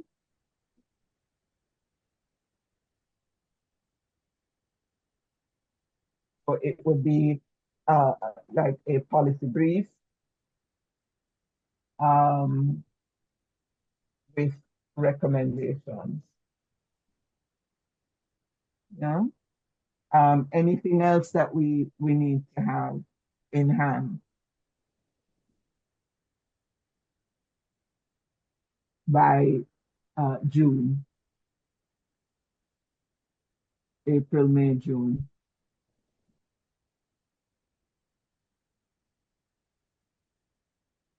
Anything else just off the top of your head? Yeah, this is brainstorming time. So is there anything else that might seem useful for us to have at our disposal? You think the legs and the regulations would be useful? We can create a folder. Is anybody interested? Yes. So a database or collect the relevant policy and legislative documents, right? So that we have that available. The legislation, the Charities Act of 2013, need actual document, and then the 20, remember the December 6th new regulations? Right, that was the new regulations they put in place with the protected status largely articulated. Okay. So you're saying there are new regulations as of December?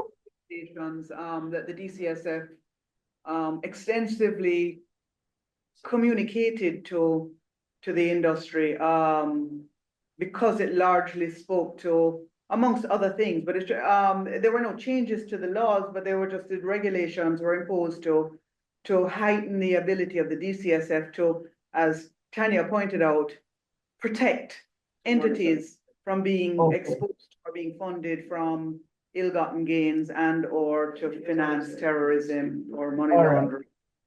So basically we need some fact finding between now and then. What's new in the regulatory or policy or legislative environment, right? Please send us a copy of it. So if there's any ministry paper that is being looked at, because some months ago in the media, there were reports that economic growth and job creation did have some consultant on board looking at reviewing this whole regime related to not-for-profit registration and so on. I have no idea where that process is, if it's still on the way. So we do need a bit of researching. Yes, What's it's important taking that we know place. exactly what is going on. Mm-hmm. Yeah, Carol, that's a big thing, I think.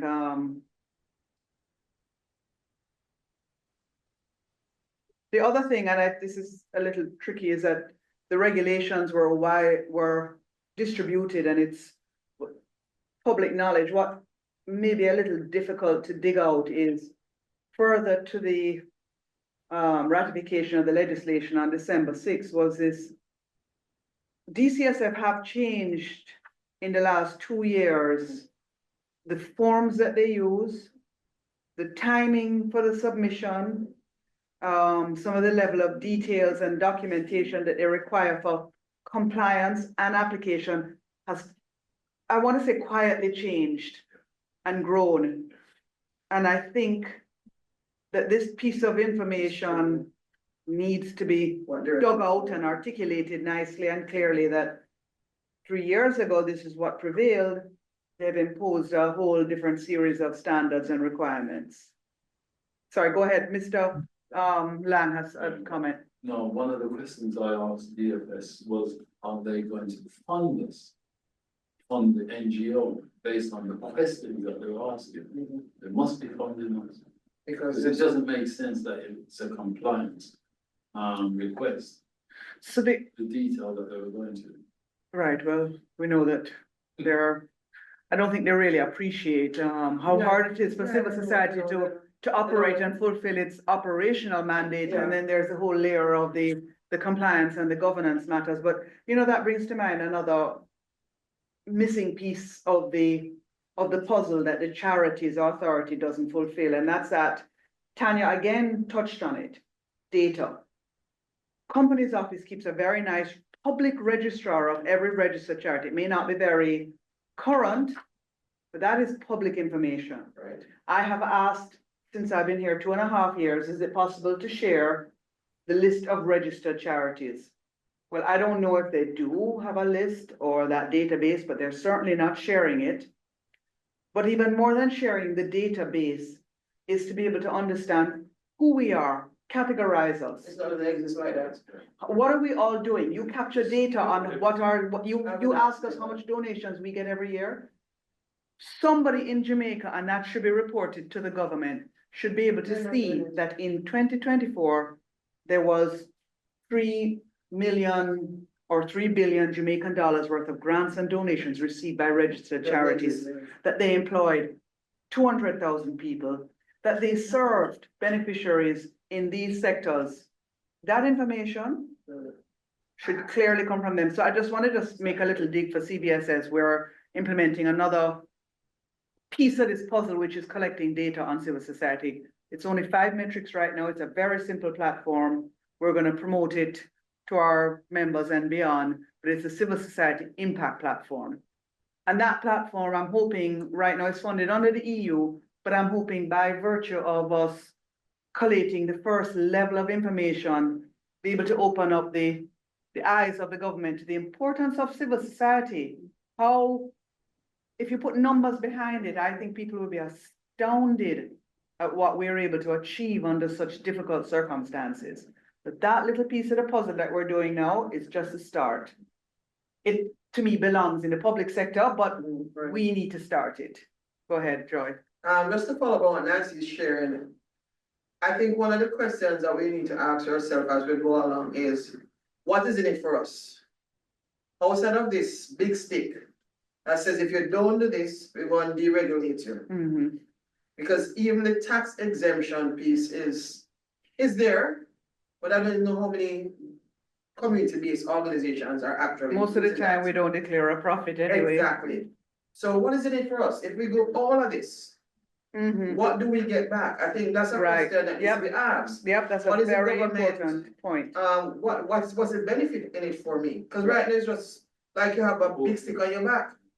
But the All truth right, is, so those, yeah, I'm anxious for us to not get too deep into the analysis of the situation, just in the interest of time. So we Yeah. know that the recommendations document is going to be, will have to be developed out of consultation with us, right? Yeah. So the things we want to have in it, we will have an opportunity to raise and put to the consultant to put in it, right? Um, so I'm going to ask us to, not use the time now to start to itemize them. But just, I've tried to capture what Nancy was just saying, which is that one of the pieces of research, so already we're identifying research work that we're going to have to do before we start engaging folks, right? So we have to develop the content of our advocacy. And by doing that, towards doing that, we have to do some research work. So we're going to be hiring the legal consultant, but we also have to go through the process of collecting any relevant policies that are out there, any relevant legislative documents, regulations that they have now put out, any such thing, any changes to forms, new forms, etc. We need to source and collate those things and have at our disposal. We need to research any new developments that are underway. So we need to be contacting the Ministry of Economic Growth and Job Creation to find out, whether any reforms, any process for relooking at the regulatory and policy environment is underway. Where is it? What stage is it at? How will CSOs be able to be engaged in the process, etc. So we need that piece of research, any documentation that they have, if they have any green paper that they've already developed or white paper, these are papers that then go to different levels of discussion in the parliament. So we need to know what's in the works, and avail ourselves of copies of anything that is being considered by the government at this point. And then the last point just made by Nancy, which is that the need for us to put together a comprehensive description of the civil society sector in Jamaica. What comprises it? What are the different types? What kind of money is passing through this sector? Right, which we don't have. Okay, because if you're going to make a case for what the country is losing by not making a more friendly environment for us to operate, you have to be able to provide the data, right? There are 50,000 organizations or 10,000 or 6,000 or 2 of this type, that type, that type. These are the differences between the different entities, right? Some are basically, 2 people trying to make a difference. Others are larger, more structured, more. So people need to have an understanding of the sector, because what obviously we can see from the presentation from Tania is that a lot of the policy and law that has emerged is emerging with absolutely no understanding of the sector, really, right?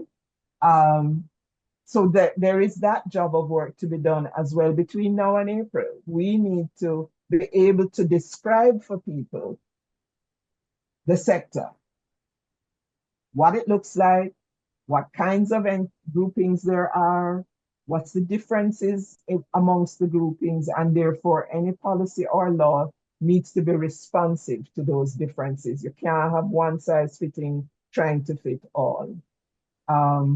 So there's quite a bit of research work that we need to do. And so in the last column of this brain, yes? A quick question. In that section in of the, are we going to be looking at civil society broad, or for this purpose, are we going to be looking at CSOs that I guess that has charity status, or it seems, I mean, very wide? So Because there are two things. Yeah. There are two things from Tania's presentation. One is that you can't apply for charity status without being registered as something, right? So, and there are issues in that registration because you can either, there's DCSF, registering as a friendly society or whatever, or registering as a company limited by guarantee, and all of these things. Do we know how many such registered entities there are of the different types? Right. Is the question, right? As well as how many of those are registered charities and being triply affected by this additional hoop that they're having to jump through. So just to take your point, Joy, you were saying it's too wide to look at, and maybe we should only look at the ones that are registered charities. I was saying, I was asking for us to consider. Yeah. To be specific, that's exactly what we're doing. Are we doing both?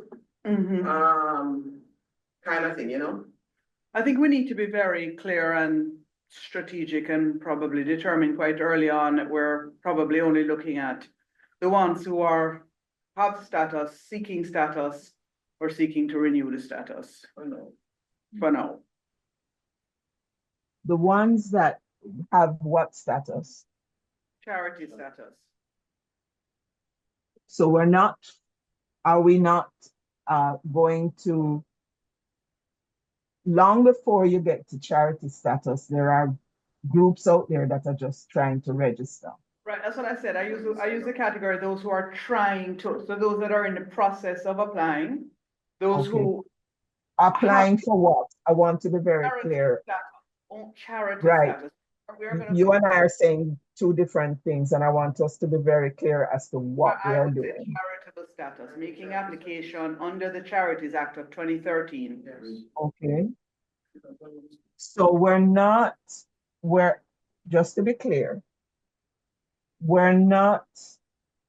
this is not an advocacy about the process of becoming a formal registered entity, inclusive of applying for charitable status if that's desired. This is an advocacy around the charitable status part only.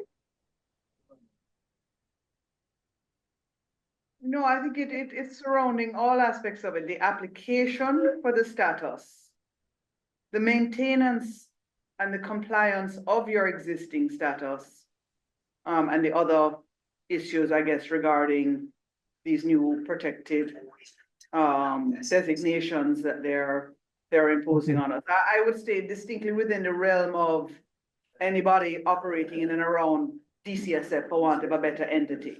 If we go down the road of the CBOs and the CBCs, I think that's another discussion to be held under a slightly different framework.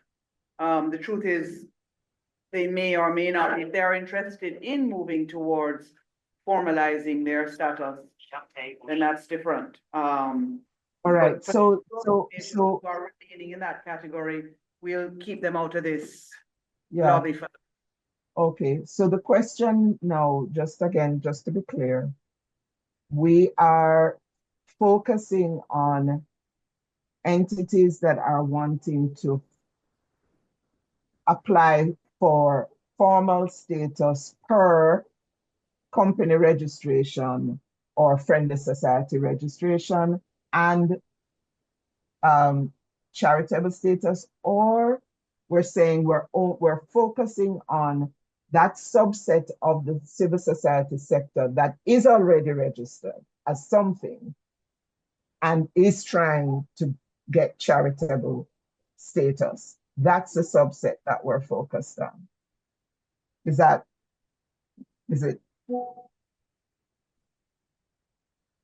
Yes, I think so.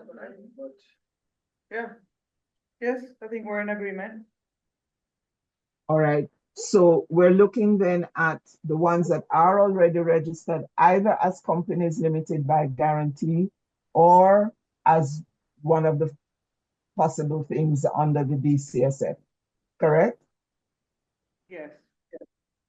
And then are trying to go the next step now of registering to become a charity.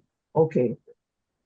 So the research will be confined to what's the lay of the land in terms of registered CSOs, and what are the different types of registered CSOs, and so on. Just looking at that last point in the under the research and develop a description of the CSO sector. We're researching registered CSOs. Yes. Okay. Of the registered, I shall qualify.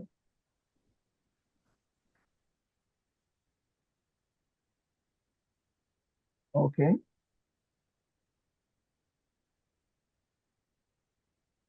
Fine. And I'm qualifying even further based on what you've just said. Trying or interested in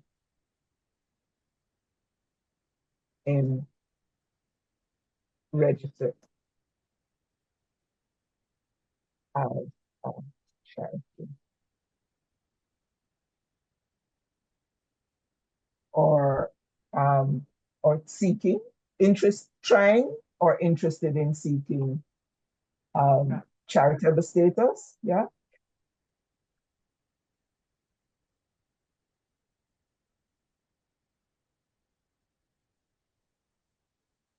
Okay. All right. That's a very important qualification and distinction for us to be clear about. Okay, great. Thank you for that direction, Joy, and the clarifications, Nancy. All right, so again, remember, we're brainstorming. We're not identifying every possible thing for now. When we have the next meeting in which we are doing a deeper dive into planning, there may be other things that will come up that we need to consider. So task teams, we know CVSS is procuring, right? Is there any group here that would be willing to take on just finding out from the Ministry of Economic Growth and Job Creation, from Charities Office, etc., any new thing that's coming down the pike, any new policy or legislation or any review that's being done, if there is any such, what stage it is at, any documents that we can receive in relation to it, etc. Yeah, I think you might have to put that back at CBSS/legal. Unless somebody has any peculiar contacts within the ministry, it's something we're gonna have to dig out. Okay. Put /legal because the legal consultant may provide some input there.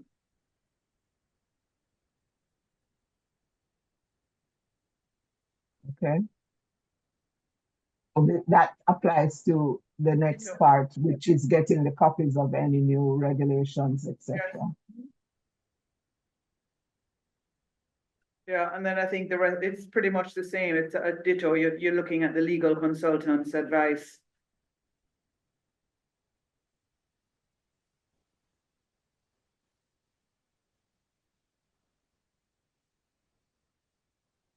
What about researching the CSO sector in terms of registered and so on? This last point. I mean, I've tried. I think we can pull something from company's office, but that's an easy thing to do. I was just thinking to pull that, but that's not a very clean list, but it's some kind of a start. But further information on classification or funds or resources in or resources out with that information, if it exists, I don't think it exists, because I also, if you look at the way DCSF even function physically in their space, there is no way somebody is collating that information in a database. No way. It's all paper-based. All right. I think, let me just add Nia up here, because there may be some aspects of the secondary research which Trevor had indicated they would be able to, would perhaps be willing to assist with.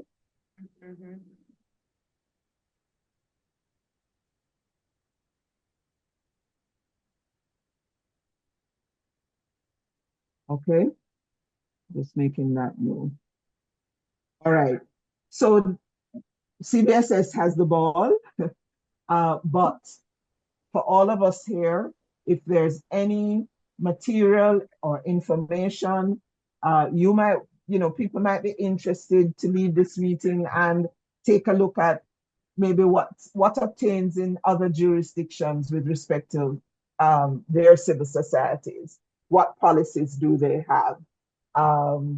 Do they have actual articulated policies, as Tania had asked whether we have any, and she said she knows of none, as an overarching policy document on how the state interfaces with the civil society sector in their countries. NIA back there again, Carol.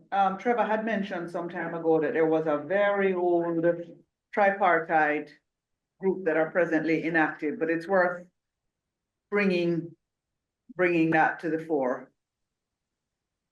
So that's a NIA. So any other secondary research and other input? Tania? Any other information that they have? But my question really was to say, we all can be contributing in ways that we are able.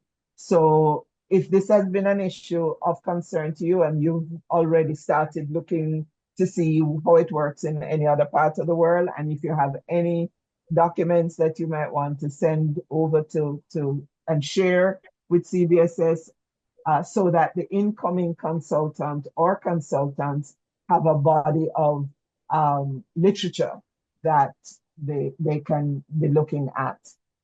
It would short circuit the need for their own, which they will be doing their own research and so on. So any pertinent information that you have, that would be helpful. Last question, then. I wonder if it would be helpful to begin to have your anecdotes in writing in terms of your experiences, which could be, could be utilized in the whatever documents are being put together, etc.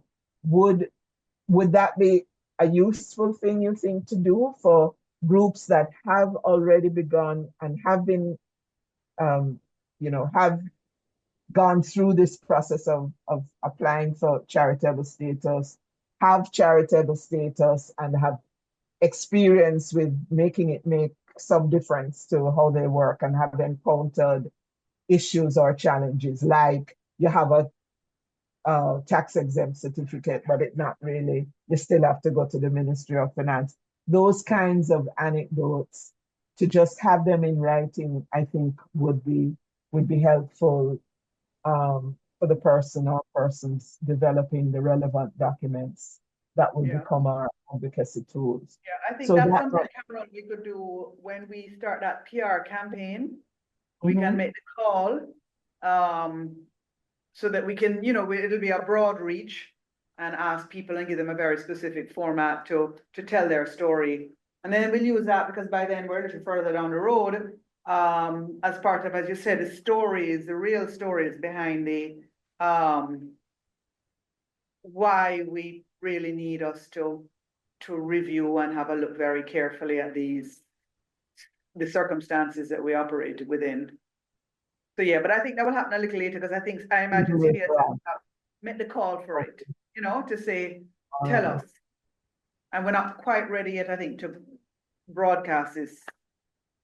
Right. Okay. All right. So that will come.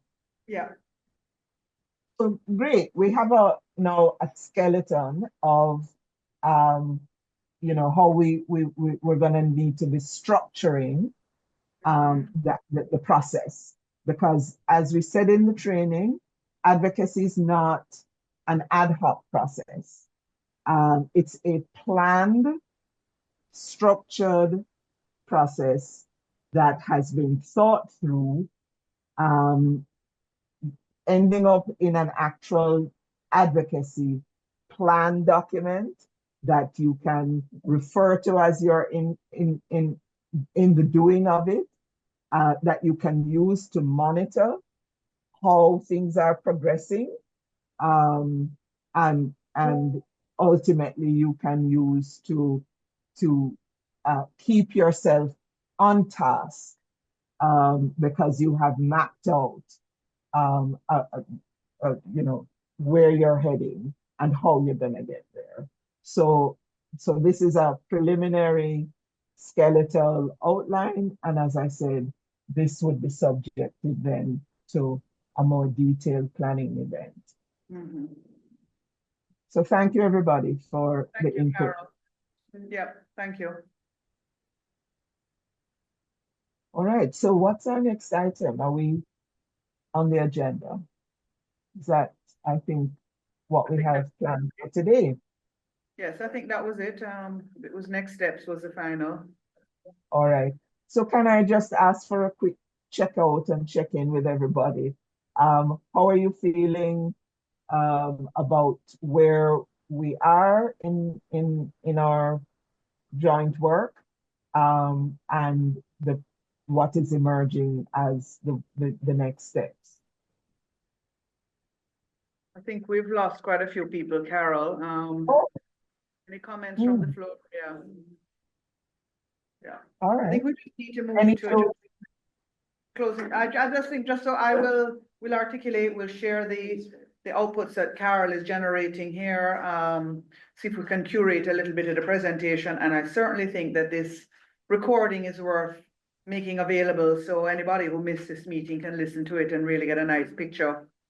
And then CBSS will do their work in the background to engage our legal consultants. So if anybody has any names or contacts of any legal consultant who works in this particular area, please send them to us ASAP.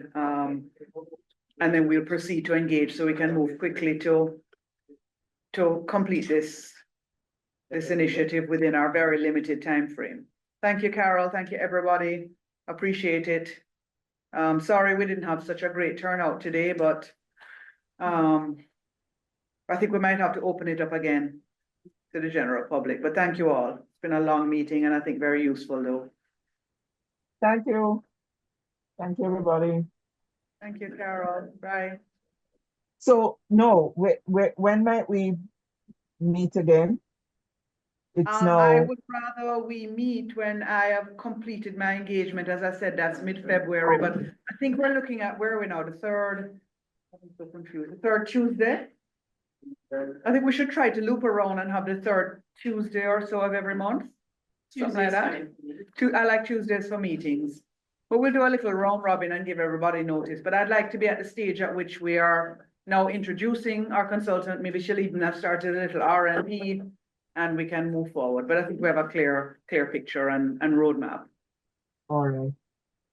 Thank you, Nancy. Thank you, everyone Thank who you, joined. everybody, and apologize for only having crackers. We were thinking we would be here very long. Feel so bad. Thanks, Carol. We're closing off. Okay, bye-bye. Right.